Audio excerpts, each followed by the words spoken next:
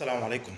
لو انت مريض كلى وعندك ضغط او سكر يبقى لازم دواء الضغط او السكر بتاعك يكون مناسب للكلى، لان في ادويه ضغط او وسكر ممكن تضر الكلى اكتر.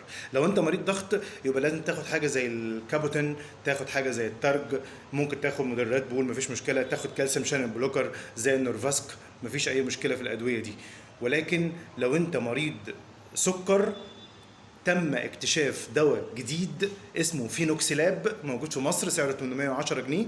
الدواء ده بيحمي الكلى من انها يحصل لها تدهور، واللي انت تغسل كلى بدري او تزرع كلى والعياذ بالله، وممكن يحميها مدى الحياه ما تضطرش تعمل كده. ده مناسب جدا لمرضى السكر وخاصه النوع الثاني. او الحقن اللي بتستخدم في التخسيس وفي نفس الوقت العلاج السكر برضو من النوع الثاني، دي كويسه جدا وبتحمي الكلى من ان يحصل لها تدهور، زي طبعا الاوزومبيك والمونجارو والتوروليستي والفيكتوزا والادويه دي كلها، ادويه كتيره طبعا، كل دي مناسبه. وبرضو في الاقراص الجارديانس والفورزيجا والحاجات اللي زيها نفس الماده الفعاله تعتبر، كل ده مناسب لمريض السكر او الضغط اللي عنده مشاكل في الكلى او عنده تاريخ وراثي في الكلى، حد كان عنده في العيله عنده فشل كلوي او زرع كلى، لازم يخلي باله لو عنده ضغط او سكر لازم ياخد الادويه اللي تحافظ على الكلى. السلام عليكم.